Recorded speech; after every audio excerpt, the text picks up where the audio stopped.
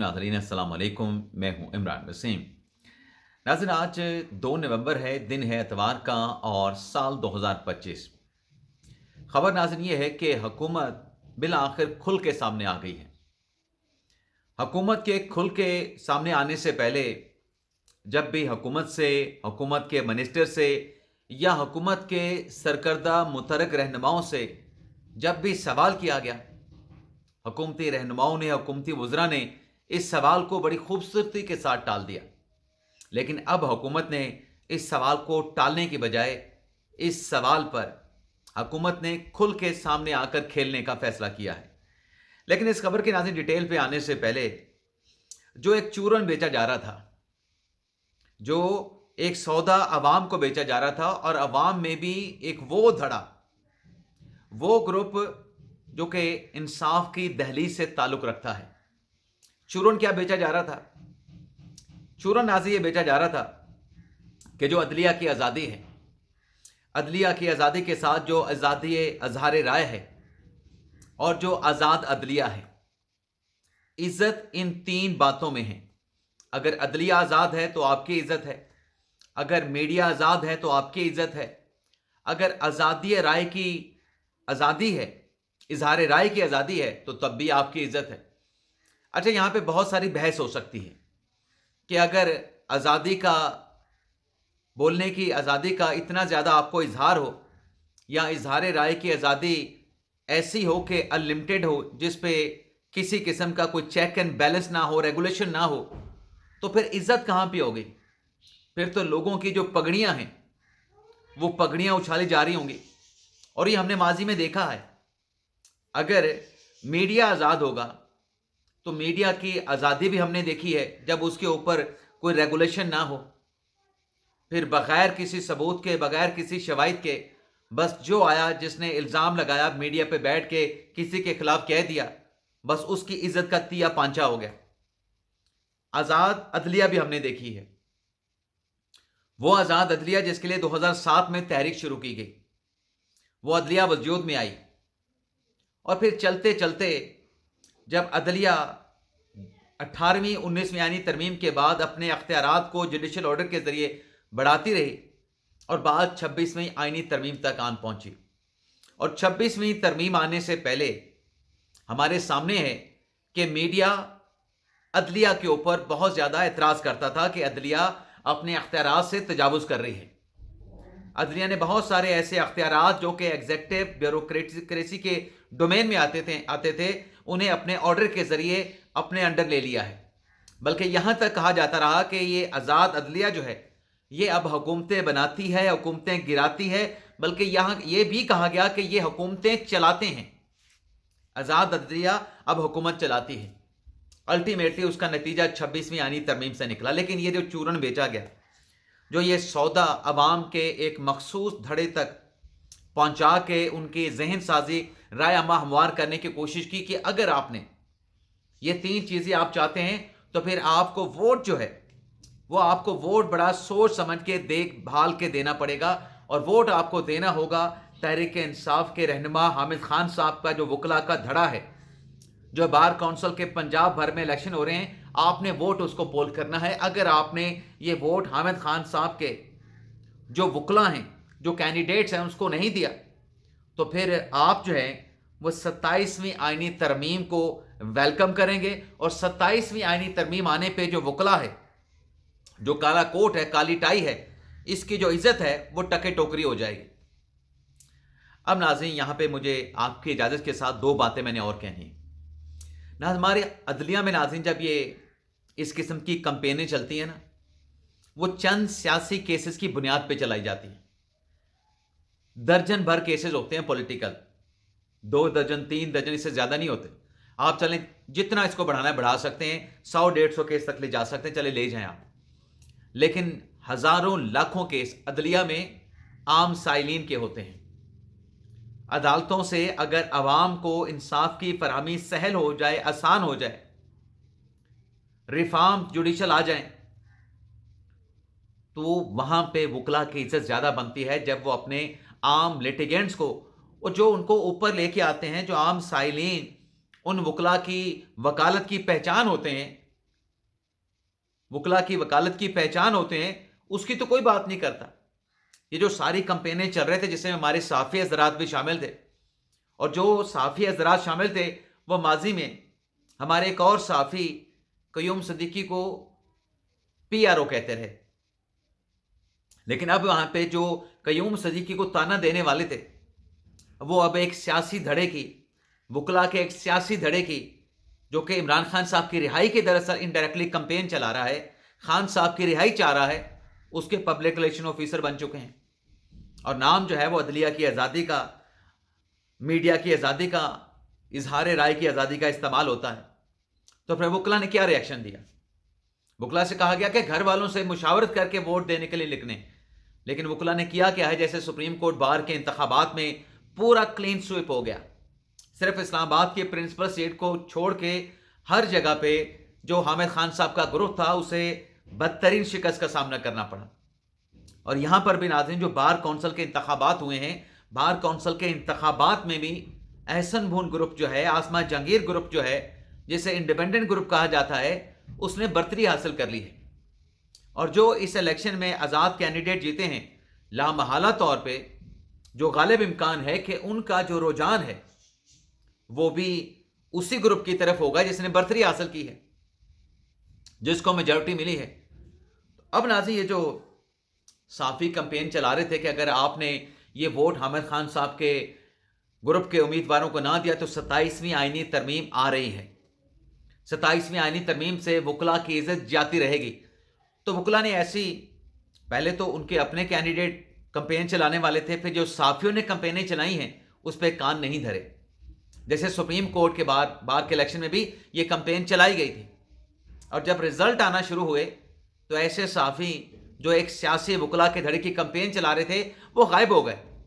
وہ ووٹنگ والی جگہ سے بھی، جہاں پہ الیکشن لڑا جا رہا تھا میدان میں، وہاں سے بھی غائب ہو گئے، اور سوشل میڈیا سے بھی غائب ہو گئے۔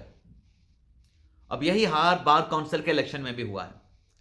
اب اس الیکشن میں جب حامد خان صاحب کے گروپ کو شکست ہو گئی ہے اور احسن بھون گروپ، آسما جہانگیر گروپ نے برتری حاصل کر لی ہے، تو اس کا مطلب یہ ہے کہ وکلا کا کوئی سروکار 26ویں آئینی ترمیم کے ساتھ نہیں ہے۔ 26ویں آئینی ترمیم کو انڈورس کر دیا ہے، اور 27ویں آئینی ترمیم کو انہوں نے ویلکم بھی کر دیا ہے، کیونکہ یہ جو وکلا ہیں یہ عوام میں ان کی بڑی روٹس ہوتی ہیں، عوام کی نبض پہ ان کا بڑا ہاتھ ہوتا ہے۔ یہ اگر اگینسٹ جا کے جو کمپینیں چلائی گئیں، میں پھر کہوں گا مقصود دھڑے کی طرف سے، اس کمپین کو ناکام ثابت کیا، ان کے بیانیے، ان کے نیریٹو کو ناکام بنا دیا۔ اب ناظرین بار کونسل کے سلیکشن کے بعد آپ یہ دیکھیں کہ حکومت بھی کھل کے سامنے آ گئی ہے۔ وہ حکومت جب ان کے منسٹر، چاہے ان کا تعلق وزارت قانون سے ہے، وزارت اطلاعات سے ہے، یا کسی بھی پورٹ فولیو میں بطور منسٹر اپنی ذمہ داریاں سر انجام دے رہے تھے، جب بھی ان سے سوال پوچھا گیا کہ آپ بتائیں کہ آپ 26ویں آئینی ترمیم کے بعد 27ویں آئینی ترمیم لے کے آئیں گے، تو جواب یہ ہوتا تھا کہ نہیں، ایسا تو کچھ بھی نہیں، 26ویں آئینی ترمیم کے بعد کام ٹھیک چل رہا ہے، سسٹم ٹھیک چل رہا ہے، ہمیں 27ویں آئینی ترمیم کی کوئی ضرورت ہی نہیں، ہاں ہم جب چاہیں لا سکتے ہیں۔ لیکن اب جو ہے حکومتی منسٹر کھل کے سامنے آ گئے ہیں، اور حکومتی وزراء کا اس بارے میں یہ کہنا ہے کہ 27ویں آئینی ترمیم جو ہے اس پہ فی الحال کام تو شروع نہیں ہوا، لیکن ہم جب بھی لے کے آئیں گے 27ویں آئینی ترمیم، ڈنکے کی چوٹ پہ لے کے آئیں گے۔ بھائی ڈنکے کی چوٹ پہ کیسے لے کے آئیں گے، وجہ کیا ہے؟ تو اس کا جواب یہ دیتی ہے حکومت کہ ہمارے پاس نمبر پورے ہیں، ہمارے پاس 2/3 اکثریت وہ پوری ہے، اور ہم اپوزیشن کو بھی ساتھ ملائیں گے۔ جیسے 26ویں آئینی ترمیم میں ہم نے اپوزیشن کو اپنے ساتھ ملایا تھا، لیکن کوشش یہ ہوگی کہ اتفاق رائے سے یہ ترمیم پارلیمنٹ سے منظور ہو جائے۔ اب اس ترمیم میں ناظرین کیا ہوگا؟ تحریک انصاف تو کبھی اتفاق رائے کے ساتھ یہ ترمیم پاس کروانے میں حکومت کے ساتھ نہیں بیٹھے گی۔ ہاں، تحریک انصاف کا اپنا کام آ جائے تو حکومت کے ساتھ بیٹھ جائے گی۔ جب ارکان اسمبلی کی تنخواہیں ایٹ لارج جو ہے بڑھانی ہو تو پھر پی ٹی آئی والے بھی حکومت کے ساتھ مل جاتے ہیں۔ جب سہیل افریدی صاحب نے کسی معاملے پہ جرگہ بلانا ہو، صوبے کی سیکیورٹی کے حوالے سے ڈسکس کرنا ہو، تو وہ سیاسی مخالفین کو بھی مدعو کر لیتے ہیں، کیونکہ خود وہاں پہ وزیر اعلیٰ ہیں، خود تحریک انصاف کی حکومت ہے۔ لیکن یہاں پہ جب مرکز وفاقی حکومت کہے، وزیر اعظم کہیں، تو تحریک انصاف نے ساتھ میں بیٹھنا نہیں ہے۔ اب ناظرین اس ترمیم میں آ کیا رہا ہے، حکومت اس میں تبدیلی کیا کرنے جا رہی ہے؟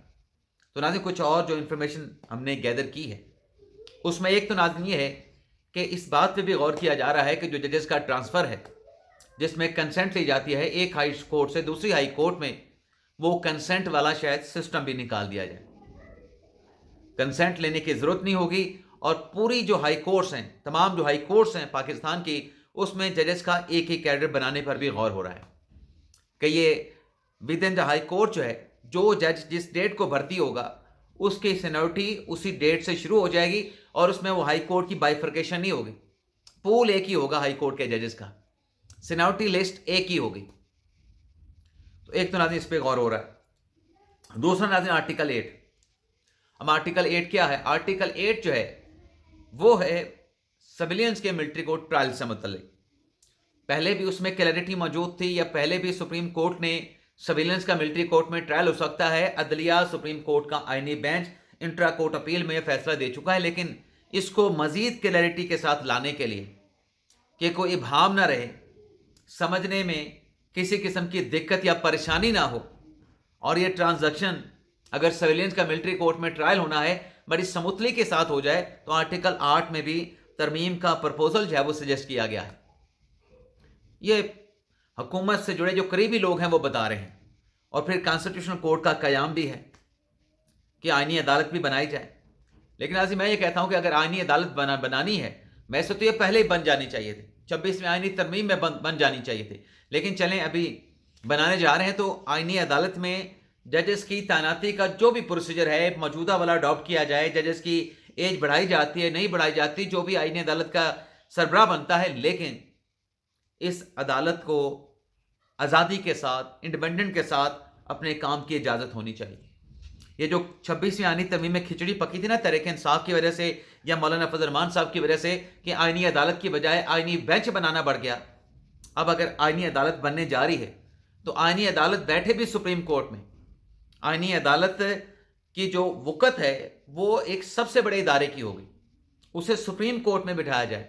اچھا جو باقی عدلیہ ہے، مطلب آئینی عدالت تو سپریم کورٹ میں آ جائے گی، تو سپریم کورٹ کہاں پہ جائے؟ تو میرے خیال سے سپریم کورٹ کو سامنے وفاقی شرعی عدالت میں شفٹ کر دیا جائے، یا پھر سپریم کورٹ کو ہائی کورٹ والی بلڈنگ میں شفٹ کر دیا جائے، ہائی کورٹ والوں کو شرعی عدالت میں شفٹ کر دیا جائے، اور شرعی عدالت والے جو ہیں ان کو نظریاتی کونسل میں شفٹ کر دیا جائے۔ یہ میری ایک آراء ہے، اس کے ساتھ اختلاف بھی ہو سکتا ہے۔ تو دیکھتے ہیں ناظرین، اب جب حکومت نے کہا کہ ڈنکے کی چوٹ پہ ہم آئینی ترمیم لے کے آئیں گے، تو اب تو انتظار ہی کیا جانا ہے، اور یہ انتظار کوئی مہینوں کا نہیں ہے، یہ ناظرین ہفتوں اور دنوں کا انتظار ہے۔ آپ یوں سمجھیں کہ آئینی ترمیم آئی ہی آئی، اس کو پالش کیا جا رہا ہے تیل شیر لگا کے، یعنی نوک پلک درست کی جا رہی ہے 26ویں آئینی ترمیم کی۔ اس کے ساتھ ساتھ ناظرین ایک اور، یہ تو عدالتی سائٹ پہ تبدیلی آ رہی ہے، ایک اور تبدیلی کی بازگشت بھی شروع ہوئی تھی، اور وہ آزاد کشمیر وزیر اعظم کی تبدیلی سے متعلق تھی۔ اب اس میں پیپلز پارٹی نے فیصلہ بھی کر لیا، نون لیگ نے ان کو سپورٹ بھی کر دیا، عدم اعتماد کی تحریک پہ سگنیچر بھی کر دیا، لیکن ابھی تک پیپلز پارٹی نے فیصلہ نہیں کیا کہ عدم اعتماد کی تحریک کب چودھری انوار الحق کے خلاف لائی جائے گی۔ اب اس میں جو اختلاف سامنے آ رہا ہے، ڈیڈ لاک اس بات پہ ہے، ڈیڈ لاک اس بات پہ ہے کہ نون لیگ اس بات کو تو سپورٹ کر رہی ہے کہ آزاد کشمیر میں تبدیلی ہونی چاہیے، نیا پرائم منسٹر آ جائے، لیکن نون لیگ یہ کہہ رہی ہے کہ نیا پرائم منسٹر لانے کے بعد جو ہم نے اکا دکا ریفارمز کرنی ہے، نئے چیف الیکشن کمشنر کی تعیناتی کرنی ہے، اس کے بعد ہم 9 یا 10 ماہ یا جتنا بھی اس اسمبلی کا ٹینور رہتا ہے اس کو پرولونگ نہ کریں، اسمبلی کو تحلیل کر کے ہمیں نئے انتخابات کی طرف جانا چاہیے۔ لیکن پیپلز پارٹی اسمبلی کا جو ٹینور ہے اس کو مکمل کرنا چاہتی ہے۔ دیکھتے ہیں کہ یہ جو ڈیڈ لاک ہے یہ کب اختتام پذیر ہوتا ہے، اور عدم اعتماد کی تحریک جو ہے وہ کب انوار الحق صاحب کے خلاف لائی جاتی ہے، لائی بھی جاتی ہے نہیں لائی جاتی۔ اس کے علاوہ ناظرین کچھ اور خبریں ہیں، چونکہ ہمارا پرومس کے مطابق وقت پورا ہو چکا ہے 14 منٹ، تو پروگرام کا یہیں پہ اختتام کریں گے۔ باقی خبریں کسی نیکسٹ ویڈیو لاگ میں ان کی جو ڈیٹیلز ہیں آپ کی خدمت میں ہم پیش کریں گے۔ آپ سے اجازت چاہتے ہیں، اللہ تعالی ہم سب کا حامی ناصر، اپنی دعاؤں میں یاد رکھیے گا۔ اللہ حافظ۔